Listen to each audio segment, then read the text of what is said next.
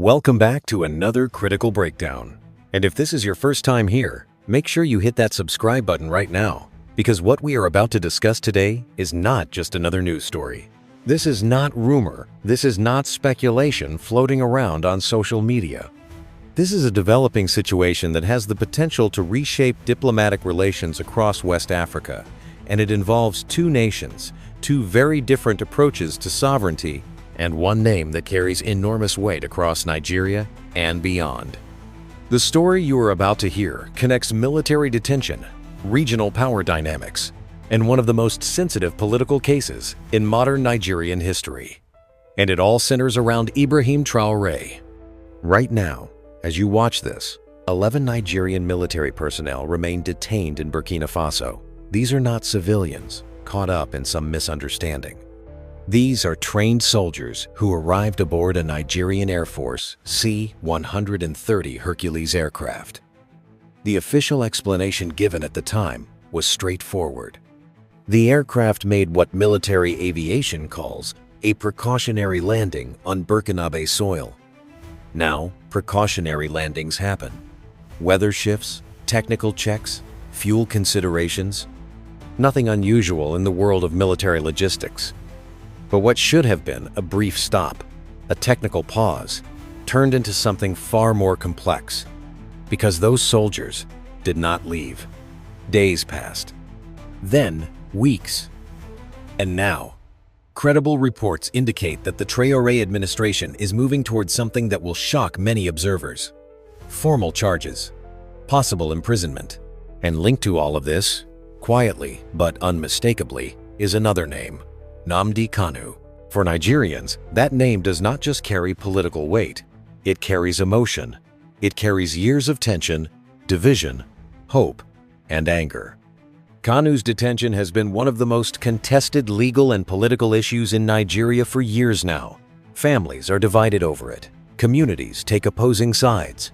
Even within government circles, it remains a subject that cannot be discussed lightly. So when intelligence from diplomatic channels began suggesting that Ibrahim Traoré's government was raising Kanu's case during closed-door negotiations over the detained soldiers, it sent ripples through both capitals. Because this was no longer just about aviation protocols or military procedures. This was about leverage. This was about power. And this was about testing how far one leader could push another. Ibrahim Traoré is not known for soft diplomacy. Since taking control in Ouagadougou, he has projected an image of defiance, strength, and independence. He speaks directly, he acts boldly, and he has built a reputation, especially among younger Africans, as a leader who refuses to bow to outside pressure, whether that pressure comes from former colonial powers or regional neighbors. His supporters see him as a new kind of African leader, fearless, uncompromising, a man who puts Burkina Faso's sovereignty above all else. His critics, however, see risk. They see a leader willing to gamble on confrontation, a leader whose bold moves could destabilize fragile regional relationships. But regardless of which perspective you hold, one thing is undeniable. Traoré does not back down easily. So when that Nigerian military aircraft touched down in Burkina Faso and those 11 soldiers stepped off, they entered a country operating under a very specific mindset, a country that is hyper-alert, a country that has recently redefined its relationships with neighboring states, a country led by a man who sees every interaction as a test of sovereignty. What might have been routine in another time, in another place, became something far more serious. Because in the current political climate of West Africa, nothing is truly routine anymore. Every action carries symbolism. Every delay sends a message. And when soldiers, the embodiment of state power, are held by a neighboring government, that message becomes loud. Nigeria responded the way regional powers typically respond, quietly, diplomatically, behind closed doors. There were no loud public statements at first, no threats, no demands broadcast through the media. This is how these situations are supposed to work. You engage through proper channels. You communicate respectfully. You work toward resolution without embarrassment on either side. But as the days turned into weeks, as the soldiers remained detained, As families back in Nigeria began asking questions, the pressure began to mount. Not explosive pressure, not the kind that makes headlines immediately, but the slow, steady pressure that builds when a nation realizes its personnel are being held under unclear circumstances and there is no clear path to their release. And then, the reports began to surface. Quiet reports at first, filtering through diplomatic circles, through intelligence networks, through back-channel conversations. Reports suggesting that during negotiations, another issue had entered the discussion. Not border security, not trade agreements, not military cooperation, but Nnamdi Kanu.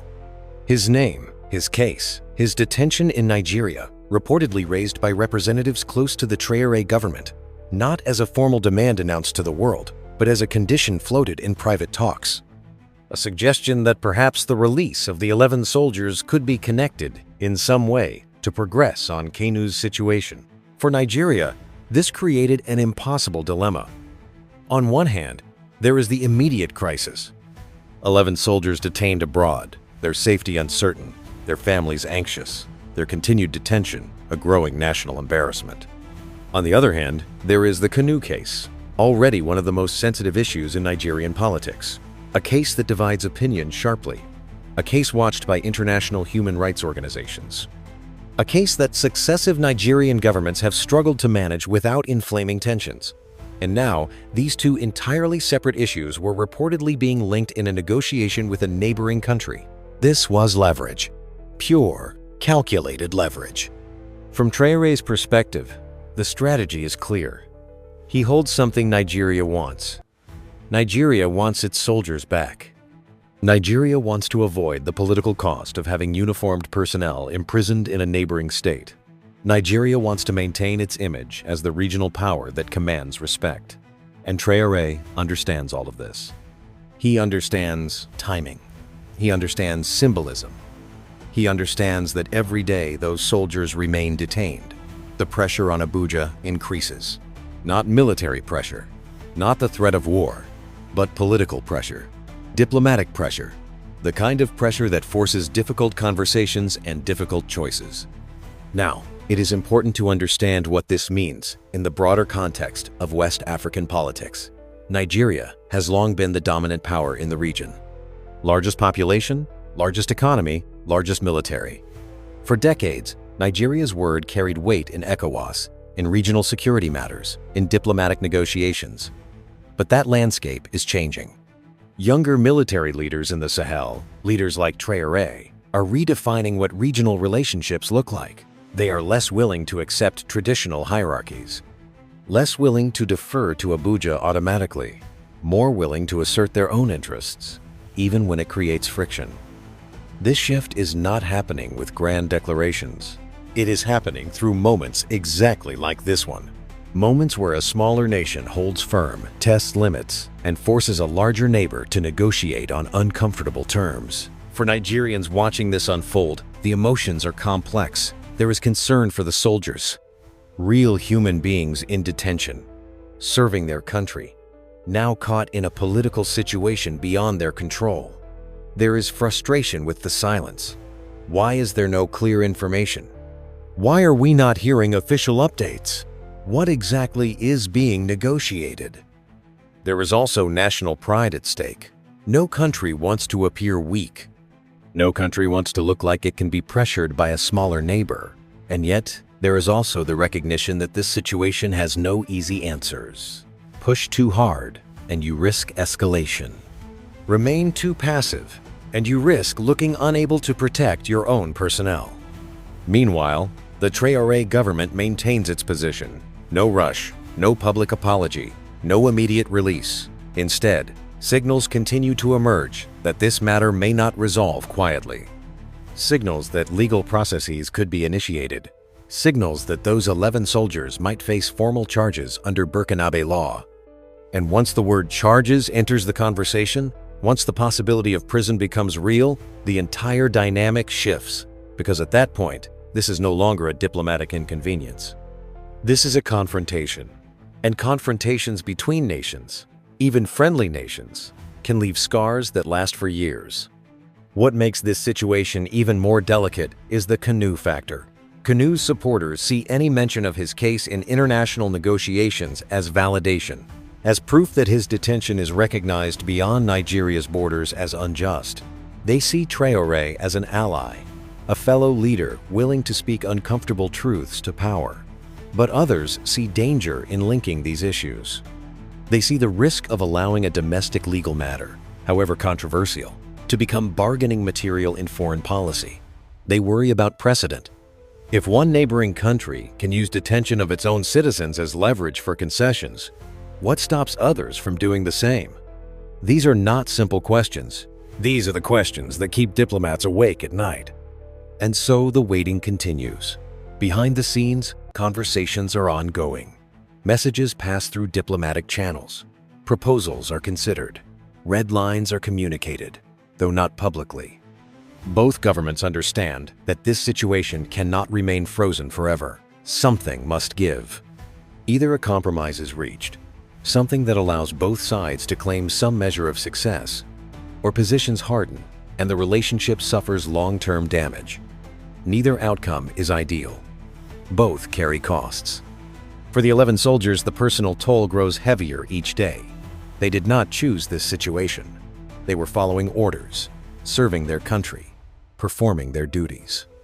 And now they find themselves at the center of a geopolitical test of wills between two governments. Their families back home wait for news. Their colleagues watch and worry. And the Nigerian public, increasingly aware of the situation, demands answers that are not coming.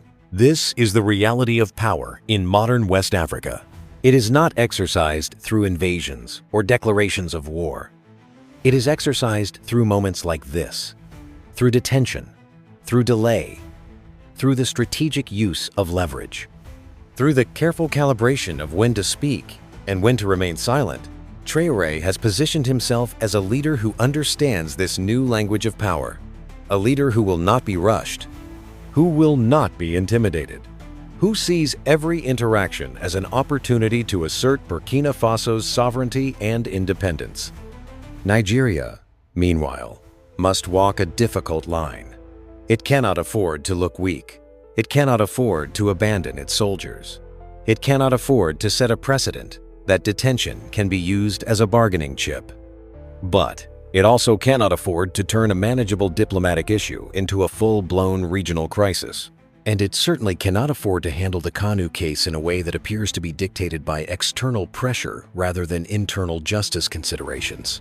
This is the tightrope. And right now, Nigeria is walking it carefully, with every step visible to the entire region. As this situation continues to develop, one thing becomes increasingly clear. This is not just about 11 soldiers. This is not just about Nnamdi Kanu. This is about the future of how power operates in West Africa. It is about whether traditional regional hierarchies still hold, or whether they are being replaced by something more fluid, more unpredictable, and potentially more unstable. It is about how far smaller nations can push back against larger ones. And it is about how larger nations adapt to a world where their dominance can no longer be assumed. The next days and weeks will be critical. If Burkina Faso proceeds with formal charges and imprisonment, Nigeria will be forced to respond. That response may not be military, but it will be significant. Trade relationships could freeze, security cooperation could halt, diplomatic warmth could vanish for years. On the other hand, if a compromise emerges, if the soldiers return home and the Kanu question remains separate, then perhaps this crisis can be contained. But containment requires both sides to step back slightly. And right now, neither appears ready to blink first. So we watch, we wait, and we recognize that in this game of regional power, there are no perfect outcomes, only managed consequences, only choices between difficult options, and only the hope that wisdom prevails over pride before this situation spirals beyond control.